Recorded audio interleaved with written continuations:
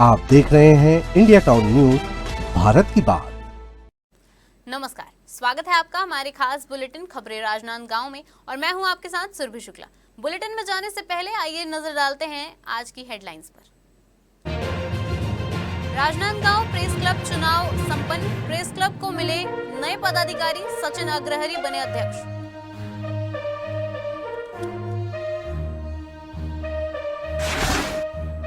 लोक अदालत में सुलझे कई केस, आपसी समझौते से मामलों का निराकरण। लोक अदालत में सुलझे कई प्रकरण।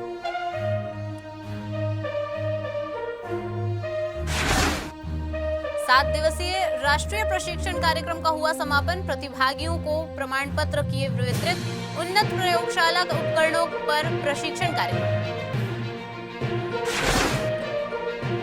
स्वास्थ्य शिविर का तीसरा दिन आज, उमड़ रही मरीजों की भीड़। शिविर में शामिल हुए पूर्व सांसद अभिषेक सिंह।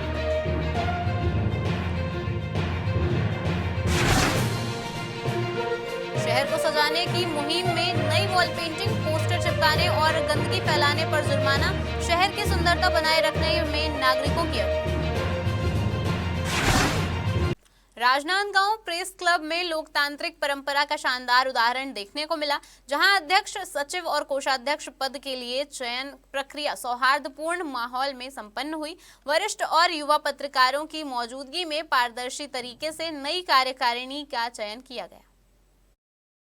चयन प्रक्रिया के दौरान पत्रकारों ने संगठन को मजबूत बनाने, पत्रकारों के हितों की रक्षा करने और प्रेस क्लब की गतिविधियों को और अधिक सक्रिय करने पर चर्चा की। इस चुनाव में सचिन अग्रहरी को प्रेस क्लब का अध्यक्ष, अनिल त्रिपाठी को सचिव और बसंत शर्मा को कोषाध्यक्ष चुना गया। सभी सदस्यों ने लोकतांत्रिक तरीके से हुई इस प्रक्रिया का स्वागत करते हुए नवचयनित पदाधिकारियों को बधाई दी। इस दौरान नवचयनित अध्यक्ष सचिन अग्रहरी, सचिव अनिल त्रिपाठी और कोषाध्यक्ष बसंत शर्मा ने प्रेस क्लब के सभी सदस्यों का आभार व्यक्त करते हुए कहा कि वे पत्रकारों की एकजुटता को मजबूत करने, प्रेस क्लब की गरिमा बनाए रखने और पत्रकारों की समस्याओं के समाधान के लिए लगातार कार्य करेंगे। इस मौके पर प्रेस क्लब के कई वरिष्ठ पत्रकार मौजूद रहे। सभी ने संगठन को और मजबूत बनाने और पत्रकारों के हित में मिलकर काम करने का संकल्प लिया। नमस्कार, मैं हूं अजय सोनी और आप देखना शुरू कर चुके हैं इंडिया टाउन न्यूज, भारत की बात। राजनांदगांव पत्रकारिता जगत की सबसे बड़ी संस्था प्रेस क्लब के प्रतिष्ठापूर्ण चुनाव को आज संपन्न करा दिया गया है। आपको बता दें कि अध्यक्ष पद पर सचिन अग्रहरी की फिर एक बार जीत हुई है, जबकि कोषाध्यक्ष पद पर बसंत शर्मा और सचिव पद पर फिर से अनिल त्रिपाठी ने कब्जा किया है। लगभग 150 लोगों ने इस मतदान में चुनाव किया। पिछले एक हफ्ते से लगातार गहमा गहमी चालू थी और अंततः आज चुनाव संपन्न हुआ और जीत दर्ज कर दी गई। क्या कहते हैं फिर से एक बार अध्यक्ष बने सचिन अग्रहरी, आइए बात करते हैं। मेरे साथ मौजूद है सचिन अग्रहरी जी। भैया सचिन जी, कैसा लग रहा है तीसरी बार जीत दर्ज करके? बहुत अच्छा लग रहा है। आज जो लोग प्रेस क्लब में जो निर्वाचन की प्रक्रिया हुई है बड़ी पारदर्शिता के साथ हुई है और सबसे बड़ी बात यह है कि इस चुनाव में भी कोई व्यवस्था, कोई गुटबाजी, सारे लोग ने अपने लिए वोट मांगे हैं और वोट का परिणाम ये आया है कि आज सारे लोगों ने समर्थन दिया है। मैं उसके लिए सबके लिए आभार व्यक्त करता हूँ। आगे की क्या योजना रहेगी और जो भी प्रेस क्लब में जो हमारे आधे अधूरे काम है हम उसको पूरा करने की दिशा में काम करेंगे। ये तो मेरे साथ सचिन अग्रहरी। बधाइयों का तांता शुरू हो चुका है, बधाइयों का तांता शुरू हो चुका है। प्रेस क्लब की जो भी योजनाएं होंगी आगे बढ़ेंगी। तीसरी बार लगातार कोषाध्यक्ष के पद पर एक और कोषाध्यक्ष बसंत शर्मा मेरे साथ मौजूद है, प्रेस क्लब के निर्वाचित कोषाध्यक्ष। बसंत जी, आपने दोबारा जीत कर दर्ज किया, कैसा लग रहा है? देखिए, ये सब आप लोगों की मेहनत और आप लोगों की मेहनत का असर है कि मैंने आज इस मुकाम पर पहुंचा है। आप लोगों ने जो मेहनत की है और आप लोगों ने जो पूरी पैनल को वापस जिता के लाया है, निस्वार्थ हम लोग फिर से काम करेंगे। हम प्रेस क्लब के निर्माण और विकास के लिए फिर से वैसे काम करेंगे जैसे पहले काम हो चुका है। मेरे साथ मौजूद थे प्रेस क्लब के नवनिर्वाचित कोषाध्यक्ष बसंत शर्मा। जीत दर्ज कर दी गई है। लगभग 10 लोग मैदान में थे और बाहर आप सुन सकते हैं कि ढोल नगाड़े बजने शुरू हो गए हैं। खुशियों का दौर जारी हो चुका है और अब फिर से एक बार एक नई परिपाटी शुरू हो चुकी है प्रेस क्लब के इतिहास में। लगातार सुबह से पुलिस की टीम यहाँ पर मौजूद थी। राजनांदगांव के शासकीय दिग्विजय स्वशासी स्नातकोत्तर महाविद्यालय में आंतरिक गुणवत्ता आश्वासन प्रकोष्ठ यानी कि IQAC के तत्वाधान में आयोजित 7 दिवसीय राष्ट्रीय प्रशिक्षण कार्यक्रम advanced laboratory instruments for higher education institutions का समापन 12 मार्च 2026 को हुआ। समापन दिवस के तकनीकी सत्र में डॉक्टर रामाधीन साहू ने आधुनिक अनुसंधान में उपयोगी उपकरणों जैसे X ray diffraction, scanning, electron microscopy, FTIR और फोटोल्यूमिनेसेंस तकनीकों की कार्यप्रणाली और महत्व पर व्याख्यान दिया। समापन सत्र में IQAC संयोजक प्रोफेसर यूनुस रजा बेग ने 7 दिनों की गतिविधियों का सार प्रस्तुत किया। इसके अलावा मुख्य अतिथि ने प्रतिभागियों को निरंतर सीखते रहने और स्वयं को दक्ष बनाने के लिए प्रेरित किया। जी हां, आपको बता दें कि इसके साथ ही इस दौरान विद्यार्थियों एवं प्रतिभागियों को प्रमाण पत्र भी प्रदान किए गए थे। यहाँ पे 7 डेज वर्कशॉप हुआ जिसमें हमने अलग अलग एडवांस्ड जो लेबोरेटरी इंस्ट्रूमेंट होते हैं जो as a science students we use but we don't have a detailed knowledge but after this workshop we can say that we have a detailed knowledge about this instrument and we learned many more things. It was a very useful workshop, so I thank you all the teachers organization. जिस तरीके से देखा गया है और पूरे यहाँ पर मैं शेड्यूल को मैंने देखा और जिस तरीके से हाई टेक इक्विपमेंट्स की यहाँ पर मैं ट्रेनिंग गई है, तो इस तरीके से ट्रेनिंग अगर हमारे छात्रों को अगर मिलती रहे और ऐसी अगर छोटे छोटे जैसे अभी 7 दिवसीय कार्यकाल का ये जो ट्रेनिंग प्रोग्राम था, ऐसी प्रोग्राम ऑर्गेनाइज होते रहे तो मेरे हिसाब से यहाँ के स्टूडेंट्स के लिए बहुत ज़्यादा लाभदायक है। क्योंकि जिस तरीके से आप देख रहे हैं तमाम सभी विभागों के अंदर में भी हाईटेक जो इंस्ट्रूमेंट है उसकी डिमांड बढ़ गई है। इंस्ट्रूमेंट अवेलेबल है मगर उनको चलाने वाले नहीं है। उच्च शिक्षा विभाग द्वारा प्रायोजित ये 7 दिवसीय राष्ट्रीय कार्यशाला intensive training on use of instruments in higher education पर IQAC सेल के द्वारा ये कार्यशाला आयोजित की गई, जिसमें 7 दिनों में ये एक सेक्शन में उनको थ्योरी नॉलेज दी जाती थी, थ्योरेटिकल, और सेकंड सेक्शन में उनको हैंड्स ऑन ट्रेनिंग। तो बच्चों को विभिन्न इंस्ट्रूमेंट्स का प्रैक्टिकल उपयोग करने की इसमें ट्रेनिंग दी गई, जो कि बच्चों के लिए काफ़ी लाभकारी रही। रविवार को राजनांदगांव के घर घर में गैस सिलेंडर लेने आए उपभोक्ताओं को झटका लगा। दरअसल स्थानीय लोगों का आरोप है कि 960 रुपए के सिलेंडर के लिए 996 रुपए 50 पैसे तक वसूले जा रहे हैं। उपभोक्ताओं का कहना है कि एजेंसी ने रविवार का हवाला देते हुए अतिरिक्त राशि वसूलने का नया तरीका अपनाया है। चिखली में स्थित गंगाई गैस एजेंसी की मनमानी लगातार बढ़ते जा रही है। आम जनताओं का लगातार हमारे पास इंडिया टाउन न्यूज़ के पास फ़ोन आने के बाद हम खुद यहां पर मौके पर मौजूद हुए हैं और मौजूद होने के बाद पता चलता है कि गैस एजेंसी पर किस तरीके से खुलेआम लूट चल रही है और लोग इस महंगाई के दौर में विरोध भी नहीं कर पा रहे हैं। कारण वही है कि लोगों को गैस सिलेंडर मिलना मुश्किल हो गया है और उसके चलते सिलेंडर अगर उन्हें महंगे दामों पर भी मिलते हैं तो वो खरीद लेते हैं। एक ऐसे ही साक्षात्कार प्रमाण हमारे साथ में मौजूद है, एक महिला जो ई रिक्शा में आई हुई है, इनसे भी बात करेंगे क्या कुछ इनके साथ में हुआ है। पहले तो हमें सूचना मिली कि ऐसे लगातार इस प्रकार के मामले चल रहे हैं। जी, कहाँ से आए हैं आप? मैं शांतिनगर चिखली से आई हूँ। सिलेंडर लेने के लिए? हाँ, सिलेंडर। क्या हुआ आप सिलेंडर लेने के लिए? मैं सिलेंडर लेने आई तो पैसा लिए 1000 और बिल बनाया इसमें 996 रुपया। 996 रुपये 50 पैसे का बिल बना है और 1000 रुपये आपसे लिए हैं। हाँ, 1000। अच्छा, 1000 आज क्यों ले रहे हैं जबकि 960 रुपये तो सिलेंडर का रेट है? हाँ, तो वो बिल में इतना ही दिए, हमको तो बताए नहीं और चेंज पैसा तो दिए भी नहीं। अच्छा, जो 996 के अलावा जो चिल्लर पैसा वो भी नहीं दिए? नहीं दिए। देखिए, कहीं ना कहीं से इस प्रकार का जो मामला है लगातार अभी बढ़ते जा रहे हैं। एक बार हम अंदर भी चलेंगे और उनसे भी बात करने की कोशिश करेंगे कि इस प्रकार के जो लापरवाही है, जो लोगों के साथ में लूट है, वो क्यों किया जा रहा है। ये अभी सिलेंडर क्या रेट पर मिल रहे हैं? 996 है। 996 रुपए।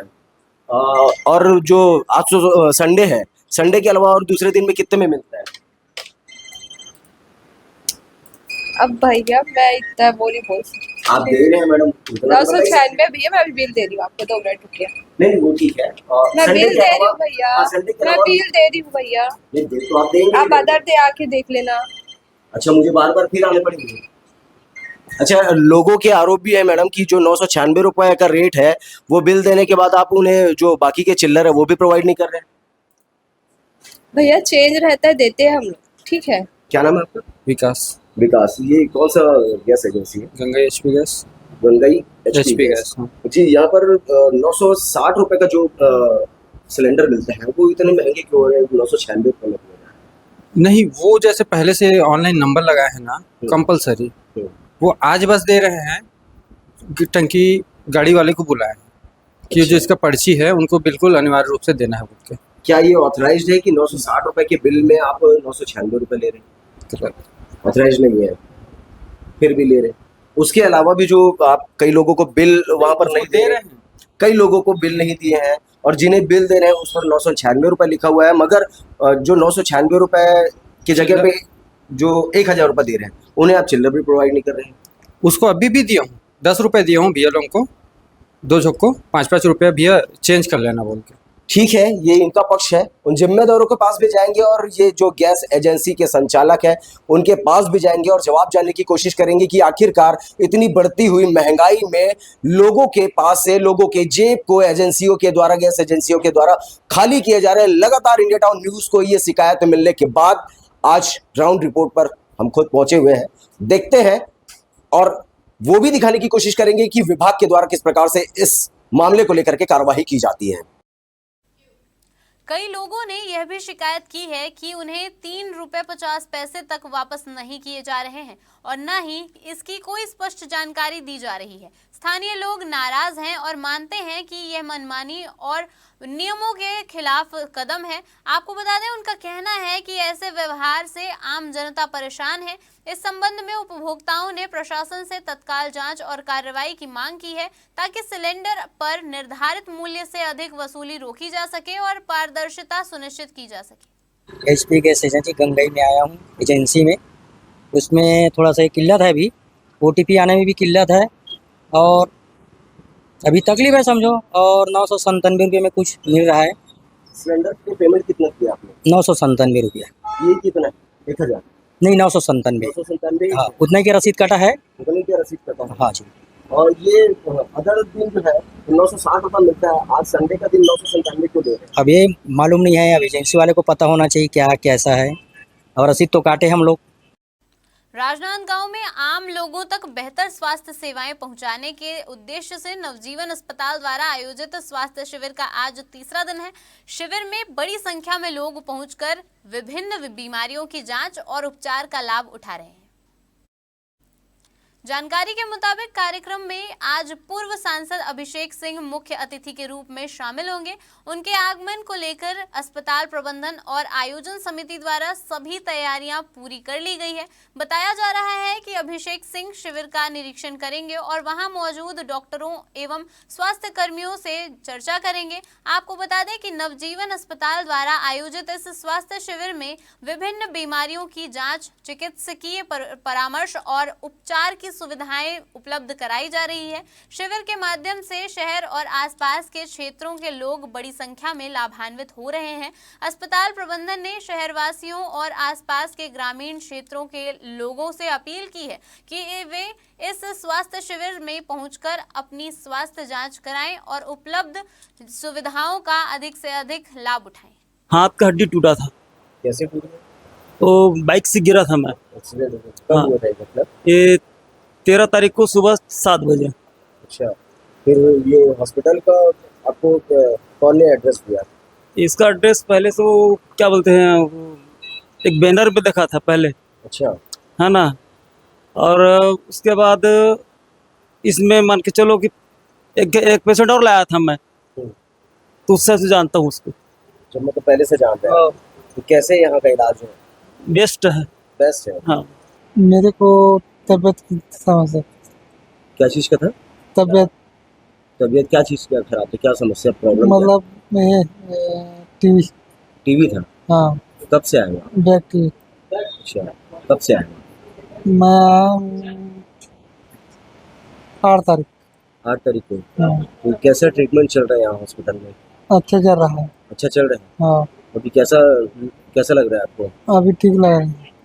डॉक्टर लोग बराबर इलाज कर रहे हैं? हाँ, कौन से डॉक्टर देख रहे हैं आपको? डॉक्टर का नाम तो नहीं जानता हूँ। नाम सभी। नहीं हाँ बाकी बहुत सारे डॉक्टर आ रहे हैं। हाँ। मोर समस्या थोड़ा सा लकवा की शिकायत मुंह मेरी ही से। अच्छा, कब आए हो? या 9 तारीख के आया, भर्ती करी तुरंत मोला और 3 दिन में मोला चंगा कर दी। 3 दिन में? हाँ, 3 दिन। कैसे हुई इस इलाज में? इलाज बहुत अच्छा हावे, सटीक हावे और जैसे अस्पताल के नाम हावे का नव जीवन, एकर बहुत सटीक हावे। यहाँ डॉक्टर मन के व्यवहार बहुत अच्छा हावे, नर्स मन के, डॉक्टर मन के जो भी परिश्रम आवे इकर मन से सब जितना पेशेंट आते सब खुशी होके जाते। सबसे पहले तो नवजीवन हॉस्पिटल को बहुत बहुत शुभकामनाएं देना चाहूँगा, विशेष करके डॉक्टर चेतन साहू सर को, क्योंकि एक छोटे से शहर में इतना बड़ा आयोजन करना अपने आप में बहुत बड़ी बात है, जो कि सारी चीज़ निःशुल्क है। भोजन की व्यवस्था, नाश्ते की व्यवस्था और जितने पेशेंट आ रहे हैं उनको सेफ साइड फील हो रहा है। मतलब ब्लड टेस्ट से लेके सोनोग्राफी, इंडोस्कोपी, निःशुल्क एक्सरा, सारी चीज़ निःशुल्क हो रही है। ये मतलब एक बिजनेस नहीं है, ये एक सेवा है। लगातार ये आगे कंटिन्यू होते रहे, यही मेरी शुभकामनाएं है डॉक्टर चेतन साहू सर को। नवजीवन मल्टी स्पेशलिटी हॉस्पिटल के द्वारा 3 दिवसीय निःशुल्क स्वास्थ्य शिविर का आयोजन किया गया है।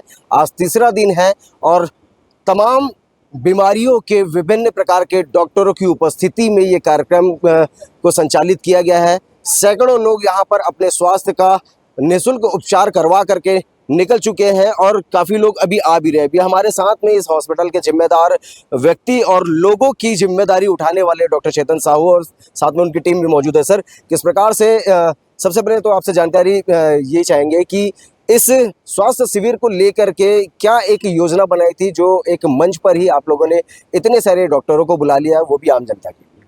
देखो, हमारा यहाँ पे स्वास्थ्य शिविर लगाने का जो मेन एम जो था कि जो दूर दूर से जो पेशेंट्स लोग आते हैं वो लोगों को रायपुर वगैरह न जाना पड़े। यहाँ पे लगभग हमारे पास सारे ही विशेषज्ञ एवं सुपर स्पेशलिस्ट डॉक्टर अवेलेबल हैं।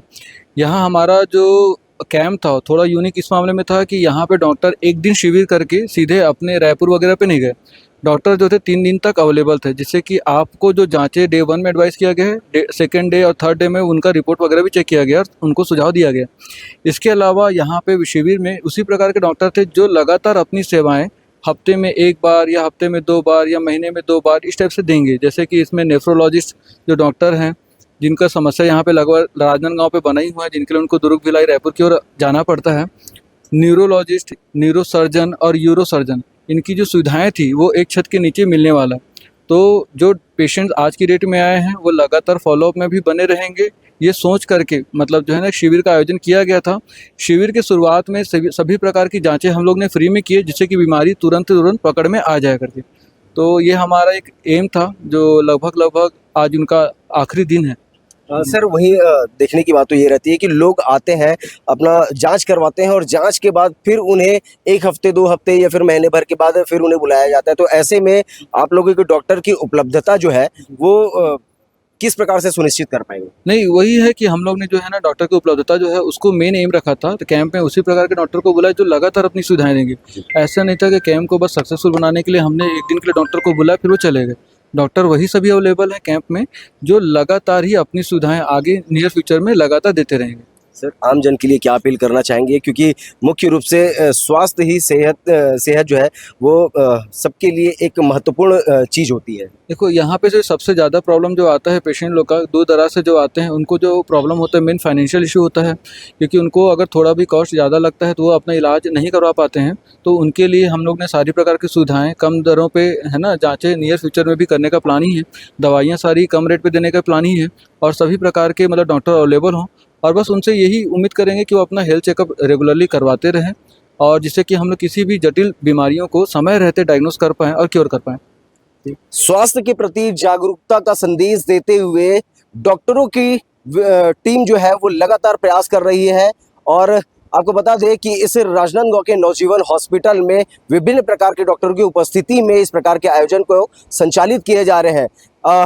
अब देखना तो ये होगा कि लोग अपने स्वास्थ्य के प्रति कितना जागरूक हो पाते हैं और समय रहते वो अपने स्वास्थ्य का उचित इलाज समय रहते ही करवा पाए। इस खबर पर फिलहाल इतना ही, मुझे दीजिए इजाजत, नमस्कार। शहर को स्वच्छ और सुंदर बनाने के लिए नगर प्रशासन लगातार प्रयासरत है। इसी कड़ी में शहर की दीवारों पर आकर्षक वॉल पेंटिंग कराई गई है ताकि न केवल शहर की सुंदरता बढ़े बल्कि लोगों में स्वच्छता और जागरूकता भी फैले। हालांकि कुछ असामाजिक तत्व इन वॉल पेंटिंग को नुकसान पहुंचाने की कोशिश कर रहे हैं। शहर के विभिन्न हिस्सों में ये लोग पोस्टर चिपकाने और गंदगी फैलाने जैसी गतिविधियों में शामिल हैं, जिससे नगर की सुंदरता प्रभावित हो रही है। इस स्थिति को गंभीरता से लेते हुए नगर निगम आयुक्त ने अधिकारियों को निर्देश दिए हैं कि जो भी व्यक्ति वॉल पेंटिंग पर पोस्टर चिपकाते या गंदगी फैलाते हुए पाया जाएगा, उसके खिलाफ कड़ी कार्रवाई की जाए और जुर्माना भी लगाया जाए। आपको बता दें कि नगर निगम ने आम नागरिकों से अपील की है कि वे शहर की सुंदरता बनाए रखने में सहयोग करें और ऐसी गतिविधियों की जानकारी प्रशासन को तुरंत दें ताकि दोषियों पर सख्त कार्रवाई की जा सके। इस वक्त मौजूद हैं शहर के कमला कॉलेज के बाजू में, जहां पर नगर निगम के द्वारा बहुत अच्छी वॉल पेंटिंग बनाई गई है। वॉल पेंटिंग इसलिए बनाई गई है, आगामी दिनों में स्वच्छता सर्वेक्षण होना है। स्वच्छता सर्वेक्षण के लिए शहर में साफ सफाई स्मार्ट सिटी के तर्ज पर वॉल पेंटिंग, लाइटिंग, रोड, नाली, पूरी तरह से हर चीज़ का व्यवस्था दुरुस्त किया जा रहा है। लेकिन ऐसे भी कुछ असामाजिक लोग हैं जो कि इस वॉल पेंटिंग को और तमाम चीज़ों को खराब करने में लगे हुए हैं। इसी कड़ी में निगम आयुक्त जी ने कहा कि जो भी इस वॉल पेंटिंग को खराब करने की कोशिश करेगा, जो भी इस पर कुछ भी लिखेगा, पोस्टर चिपकाएगा, उस पर तुरंत कार्रवाई की जाएगी। नोटिस भेजकर चालानी कार्रवाई भी की जा सकती है। हम आपको बता दें कि इस वॉल पेंटिंग में कई जगहों पर ग्रीस, ऑयल, काला पेंट लगाए गए हैं। पेंट को खराब करने की कोशिश भी की जा रही है। आइए जानते हैं कि निगम आयुक्त साहब ने क्या कहा। बने रहिए हमारे साथ, देखते रहिए इंडिया टाउन न्यूज़। नमस्कार। प्रधान जिला एवं सत्र न्यायाधीश के मार्गदर्शन में व्यवहार न्यायालय छुईखदान में नेशनल लोक अदालत का आयोजन किया गया, जिसमें राजीनामा योग्य प्रकरणों का आपसी सहमति और समझौते के माध्यम से निराकरण किया गया। इस दौरान पीएलवी ने बताया कि नेशनल लोक अदालत का आयोजन प्रत्येक 3 माह में किया जाता है, जिसमें आपसी समझौते और भाईचारे के साथ मामलों का समाधान किया जाता है। इस दौरान तालुका विधिक सेवा समिति छुईखदान द्वारा दिव्यांगजनों की सुविधा को ध्यान में रखते हुए व्हीलचेयर की व्यवस्था भी की गई थी ताकि उन्हें आने जाने और चलने फिरने में किसी भी प्रकार की परेशानी न हो। साथ ही खंड चिकित्सा अधिकारी के सहयोग से स्वास्थ्य शिविर का भी आयोजन किया गया, जिसमें अधिवक्ताओं और पक्षकारों का स्वास्थ्य परीक्षण कर उन्हें आवश्यक दवाइयों का वितरण किया गया। छुरिया विकासखंड के ग्राम पंचायत अरजकुंड के आश्रित ग्राम पथरा नवागांव में मनरेगा योजना के तहत चल रहे तालाब गहरीकरण कार्य का निरीक्षण किया गया। इस अवसर पर छुरिया जनपद पंचायत अध्यक्ष संजय कुमार सिन्हा और सरपंच सहित कई अधिकारी मौजूद रहे। इस दौरान संजय सिन्हा ने श्रमिकों की मेहनत की प्रशंसा करते हुए बताया है कि यह कार्य गांव के विकास, जल संरक्षण और पर्यावरण के लिए महत्वपूर्ण है। वहीं जिला पंचायत सभापति गोपाल भुवारी ने भी श्रमिकों को धन्यवाद देते हुए कहा है कि तालाब के गहरीकरण से बरसात का पानी संग्रहित होगा, किसानों को सिंचाई मिलेगी, भूजल स्तर बढ़ेगा और गांव के पशु पक्षियों को पानी की सुविधा मिलेगी। उन्होंने मजदूरों से इसी मेहनत और लगन से अपने गांव के विकास में योगदान देते रहने की अपील की है। विकासखंड छुरिया के ग्राम पंचायत होले कोसा में मानिकपुर समाज के नवनिर्मित भवन का लोकार्पण किया गया। कार्यक्रम में जिला पंचायत राजनांदगांव की अध्यक्ष किरण रविंद्र वैष्णव मुख्य अतिथि के रूप में शामिल हुई और अध्यक्षता संजय सिन्हा ने की। इस अवसर पर किरण रविंद्र वैष्णव ने कहा कि सामुदायिक भवन समाज की एकता, संस्कृति और सामाजिक विकास का केंद्र होता है। उन्होंने मानिकपुरी समाज को भवन निर्माण के लिए बधाई दी। कार्यक्रम में राजेश्वर धुर्वे, कुंदन बडोले, किरण साहू, तुलाराम साहू सहित कई जनप्रतिनिधि और ग्रामीण उपस्थित रहे। कार्यक्रम के दौरान समाज के पदाधिकारियों ने अतिथियों का स्वागत किया और भवन निर्माण में सहयोग देने वाले सभी लोगों के प्रति आभार व्यक्त किया। हमारे खास बुलेटिन खबरें राजनांदगांव में फिलहाल इतना ही। देखते रहिए इंडिया टाउन न्यूज, भारत की बात। नमस्कार। आप देख रहे हैं इंडिया टाउन न्यूज, भारत की बात।